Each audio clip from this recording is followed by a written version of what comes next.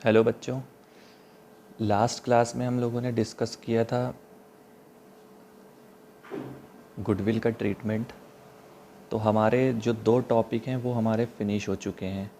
Number 1 ratio calculation और number 2 goodwill का treatment. ठीक है, अनुपात और गुडविल का ट्रीटमेंट हमारा फिनिश हो चुका है। आज हमारा जो टॉपिक है वो हमारा है रीवैल्यूएशन। रीवैल्यूएशन हिंदी में हम इसको बोलेंगे पुनर्मूल्यांकन।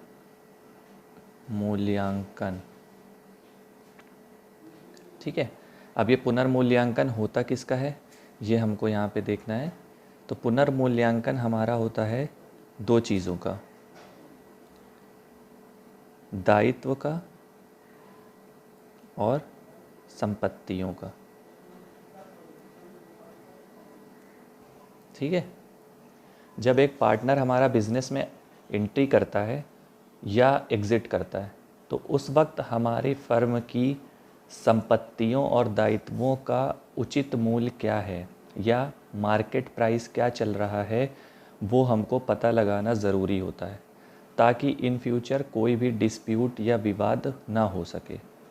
ठीक है, और एक रीज़न ये है कि जिस वक्त एक नया पार्टनर एंटर कर रहा है फर्म में तो उस वक्त जो संपत्तियां कमाई गई हैं या संपत्तियों के मूल्य में वृद्धि हुई है वो नए पार्टनर से रिलेटेड नहीं है। ठीक है, और जो जिम्मेदारियां या दायित्व फर्म के हैं वो भी जो नया पार्टनर है उससे रिलेटेड नहीं है।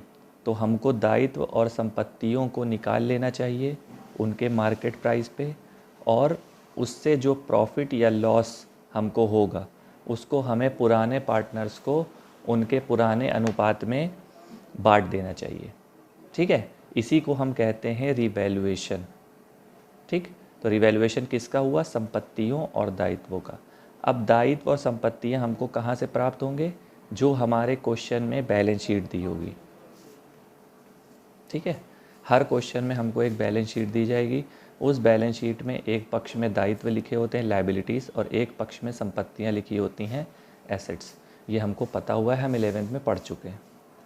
ठीक है, तो हमें यहाँ पे चार चीज़ें देखनी है।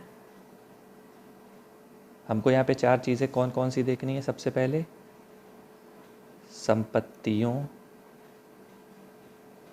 की वृद्धि,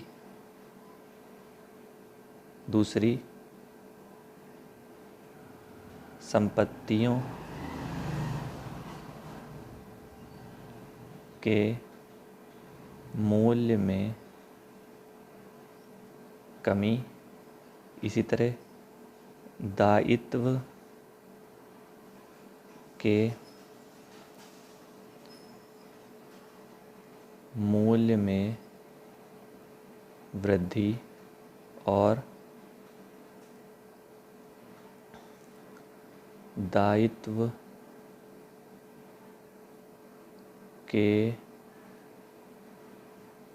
मूल्य में कमी। ठीक है, तो जो संपत्तियां होती हैं वो मेरे लिए फ़ायदा होती हैं, उनके ज़रिए उनके थ्रू हम अपना बिज़नेस चला रहे होते हैं। ठीक है, जैसे कैश है तो कैश मेरा फ़ायदा है, बिल्डिंग है, बिल्डिंग मेरी प्रॉपर्टी है, उसके थ्रू हम बिज़नेस चला रहे हैं, कोई मेरी शॉप है, कोई कंप्यूटर है। ठीक है, इसी तरह जो भी संपत्तियां होती हैं तो वो मेरा फ़ायदा होती हैं। सारी संपत्तियां मेरा, हम इसको ईजीएस्ट वे में लेके चलेंगे, सारी संपत्तियां फ़ायदा होती हैं और सारे दायित्व हमारे नुकसान होते हैं। तो हमको इस दृष्टिकोण से, इस नज़रिए से चलना है। ठीक है, तो अगर मेरी सारी संपत्तियां फ़ायदा होती हैं और फ़ायदा मेरा बढ़ रहा है, ठीक है, तो अगर मेरी सारी संपत्तियां नेचुरली पहले से फ़ायदा हैं और उनके मूल्य में वृद्धि हो रही है तो क्या होगा? यहाँ पे मेरा फ़ायदा हो जाएगा। ठीक है, और अगर संपत्तियां मेरा फ़ायदा है और उनके मूल्य में कमी हो रही है तो क्या हो जाएगा? मेरा नुकसान हो जाएगा। ठीक है, बात समझ में आ रही होगी। एग्ज़ाम्पल के तौर पे अगर कोई मेरी एसेट्स 20,000 की थी और वो बढ़कर कितनी हो गई 25,000, तो हमें फ़ायदा हो गया ना 5,000 का। मेरी बिल्डिंग 20,000 की थी और वो बढ़ के 25,000 की हो गई, तो हमें 5,000 का फ़ायदा हो गया। और अगर इसी का अपोजिट कर दें कि मेरी बिल्डिंग 25,000 की थी और वो घट के 20,000 हो गई, तो हमें 5,000 का नुकसान हो जाएगा। ठीक है, इसीलिए संपत्तियां जो हैं, जो लिस्ट हमने बैलेंस शीट प्रिपेयर करने के लिए बनाई थी 11th क्लास में, अगर उसके अकॉर्डिंग चलें तो जितना भी संपत्तियों की साइड में चीज़ें आती हैं, अगर वो इंक्रीज़ हो रही हैं, वो बढ़ रही हैं, तो मेरा फ़ायदा होगा। और अगर वो सारी चीज़ें घट रही हैं तो मेरा नुकसान होगा। ठीक है, इसके बारे में हमें क्वेश्चन में जानकारी दी जाएगी। अगला, दायित्व हमारे क्या है नेचुरली, नुकसान। तो दायित्व के मूल्य में वृद्धि अगर हो गई तो हमारा नुकसान हो जाएगा। ठीक, और अगर दायित्व के मूल्य में कमी हो गई तो हमारा फ़ायदा हो जाएगा। कैसे? अगर किसी व्यक्ति को, मतलब एक हमारा क्रेडिटर है जिसको हमें 50,000 रुपये चुकाने थे, ठीक, और 50,000 रुपये चुकाने के बदले उसने कहा हम तुमसे 5,000 रुपये नहीं लेंगे। अब हमें उसको कितने चुकाने हैं? 45,000। तो जब 45,000 चुकाने तो हमें फ़ायदा कितना हो गया? 5,000 का। तो इस हिसाब से दायित्व के मूल्य में कमी के हिसाब से हमको क्या होगा? फ़ायदा होगा। ठीक है, तो इसके लिए एक फॉर्मेट बनाया गया है, रिवैल्यूएशन अकाउंट जैसे प्रिपेयर किया जाता है तो उसका एक फॉर्मेट है। फॉर्मेट का वही सिस्टम, पर्टिकुलर अमाउंट और particular amount, debit credit.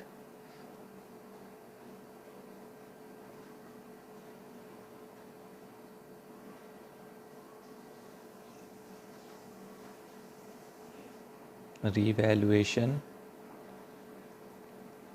Account,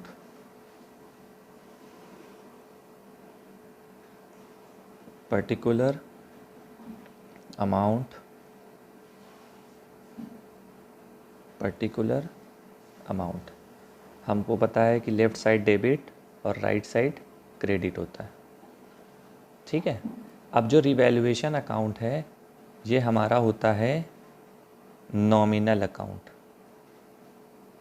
और नॉमिनल अकाउंट का रूल हमको पता है क्या होता है? डेबिट साइड में सारे फ़ायदे नहीं, डेबिट साइड में सारे नुकसान जाते हैं। ठीक है, और क्रेडिट साइड में सारे फ़ायदे जाते हैं। फ़ायदा और नुकसान हम ऊपर से निकाल चुके हैं। ठीक है, तो सबसे पहली चीज़ हमारी जो लिखी है, संपत्तियों की वृद्धि हमारा फ़ायदा है और हमारी फ़ायदे की साइड यहाँ है। तो हम अपने फ़ायदे की साइड में लिख दें सारे फ़ायदे, ये हमारा फ़ायदा है। तो फ़ायदे की side credit side, nominal account का रूल होता है क्रेडिट गेन डेबिट लॉसेस। ठीक है, इसी रूल के हिसाब से चलेंगे और यहाँ पे लिखते चलेंगे। By increase in assets. ठीक है, किसी एसेट्स के मूल्य में अगर वृद्धि हो गई तो वो हमारी क्रेडिट साइड में आ जाएगी। दूसरी क्या लिखिए? संपत्तियों के मूल्य में कमी, तो ये मेरा लॉस है, तो यहाँ पे लिख देंगे टू डिक्रीज इन एसेट्स। तीसरा हमारा क्या चीज़ लिखी है? दायित्व के मूल्य में वृद्धि, टू इंक्रीज इन लायबिलिटीज़। और फिर चौथी लिखी है मेरी फ़ायदा, दायित्व के मूल्य में कमी, बाई डिक्रीज इन लायबिलिटीज़।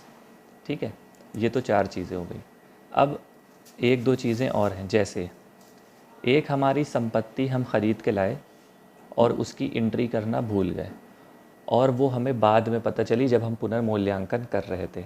ठीक है, जैसे आप लोग ने अशुद्धियों वाला चैप्टर पढ़ा था, रेक्टिफिकेशन ऑफ एरर, उसमें क्या होता था? हम संपत्ति खरीद के लाए, उसको खर्चे में डेबिट कर दिया। सेम उसी तरीके से हम ख़रीद के लाए और हम एंट्री करना भूल गए, हमको बाद में पता चला, तो वो मेरी हो जाती है अनरिकॉर्डेड एसेट्स। तो जब ख़रीद के लाए और हमें बाद में पता चला तो क्या हुआ, मेरा फ़ायदा हो गया। एक ऐसी एसेट्स थी जो हमको पता नहीं थी और बाद में पता चल गई, तो मेरा फ़ायदा हो गया उसमें।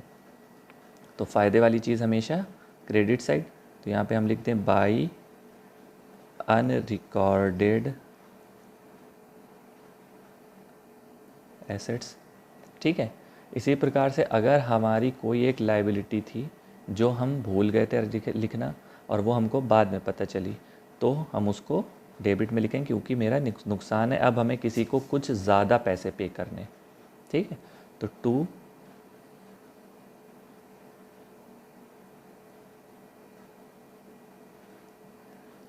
अनरिकॉर्डेड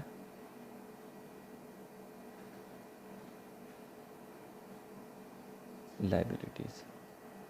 ठीक है।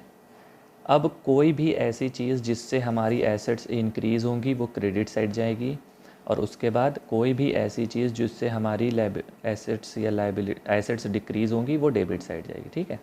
कोई भी ऐसी चीज़ जिससे हमारी लाइबिलिटी डिक्रीज़ होगी वो क्रेडिट साइड जाएगी क्योंकि मेरा फ़ायदा है, और कोई भी ऐसी चीज़ जिससे मेरी लाइबिलिटी इंक्रीज़ होगी वो हमारी डेबिट साइड जाएगी। ठीक है। अब हमें क्या करना है, दोनों तरफ का टोटल, क्रेडिट साइड का टोटल और डेबिट साइड का टोटल। यदि क्रेडिट साइड का टोटल ज़्यादा है तो मेरा प्रॉफिट आएगा, और अगर डेबिट साइड का टोटल ज़्यादा है तो लॉस आएगा, जैसे मेरा प्रॉफिट एंड लॉस अकाउंट में होता था। ठीक है। अब क्या करना है, हमने प्रॉफिट लॉस एप्रोप्रिएशन अकाउंट बनाया था, उसमें पुराने पार्टनर्स रहते थे जो दो, उनको हम पूरा अपना प्रॉफिट और लॉस डिस्ट्रीब्यूट कर देते। इसी तरह इसमें भी होगा, हमको भी इसमें प्रॉफिट और लॉस को पार्टनर्स में डिवाइड करना है, और कौन से पार्टनर्स में, ओल्ड पार्टनर्स में हमारा डिस्ट्रीब्यूट होगा। ठीक है। तो अगर प्रॉफिट आता है, क्रेडिट साइड ज़्यादा है, तो टू प्रॉफिट ट्रांसफर्ड टू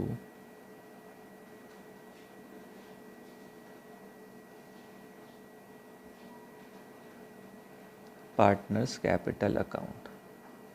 ठीक है। यहाँ पे ओल्ड कर लीजिए,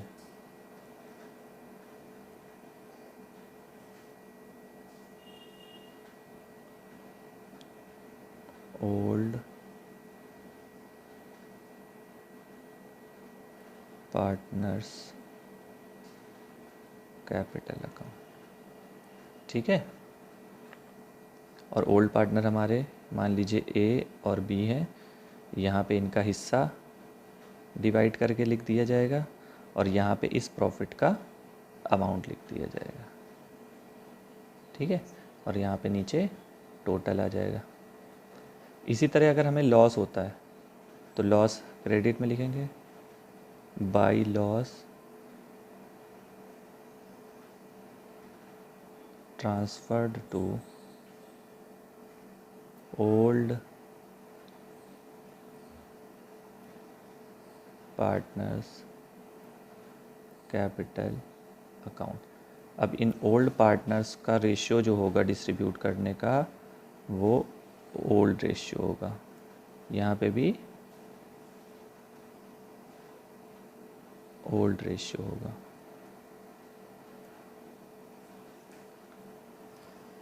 बात समझ में आ रही होगी आप लोगों को। एक एग्जाम्पल करते हैं, उससे क्लियरिटी बढ़ जाएगी।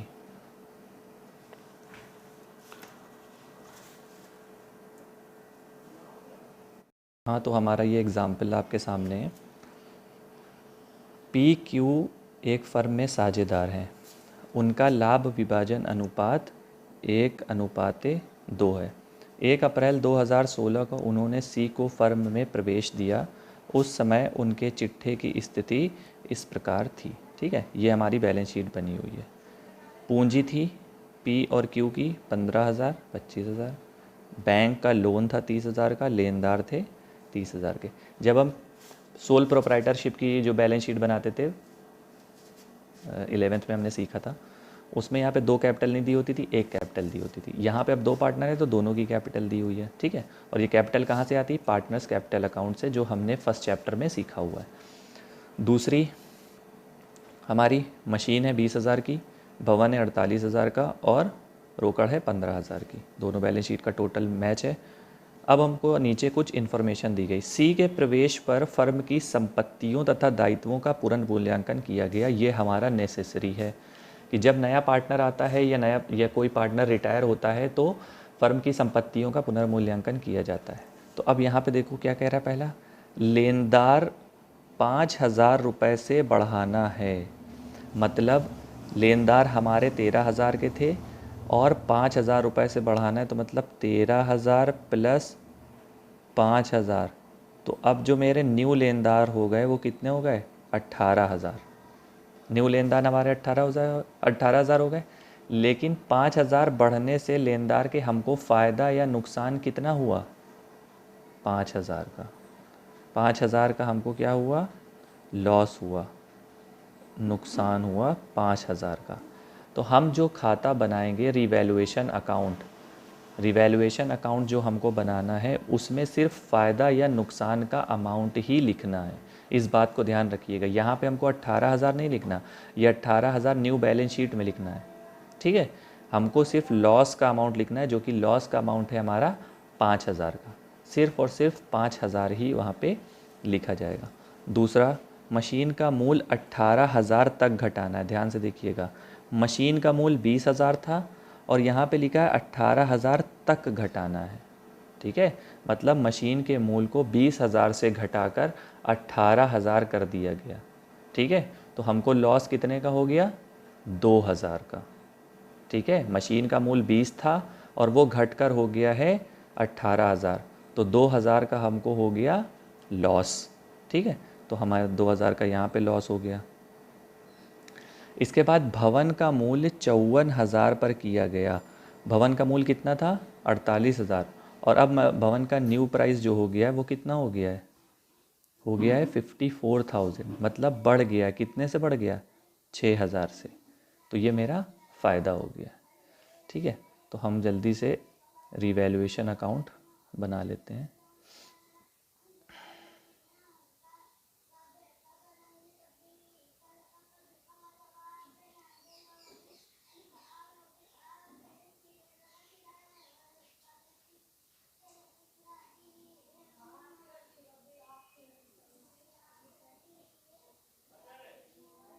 ठीक है, रिवैल्यूएशन अकाउंट।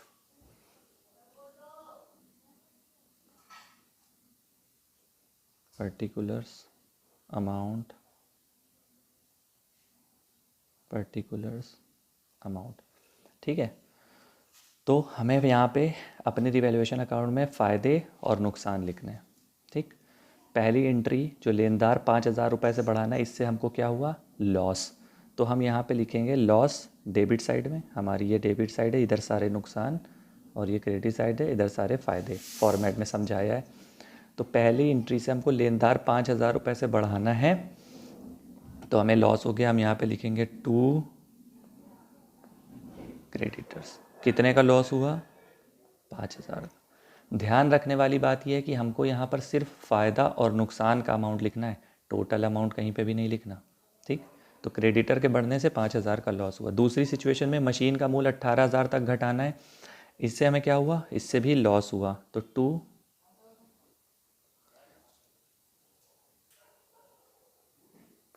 मशीनरी, कितने का लॉस हुआ था?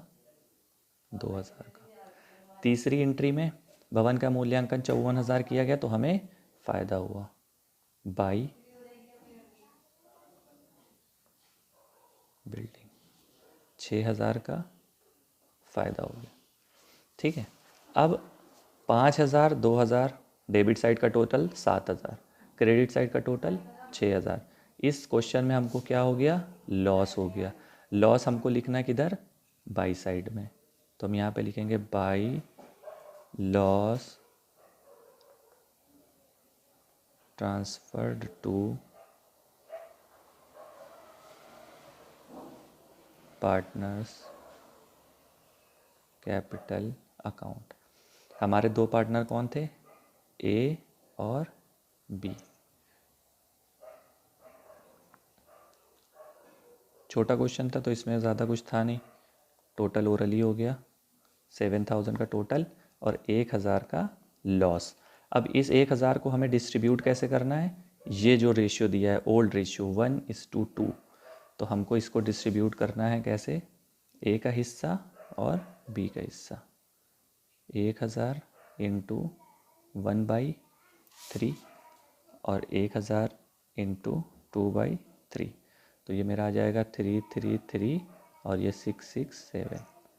इस तरीके से हमारा क्वेश्चन कंप्लीट हो जाएगा। आई होप बात समझ में आ गई होगी आप लोगों को कि किस तरीके से क्वेश्चन सॉल्व करना है।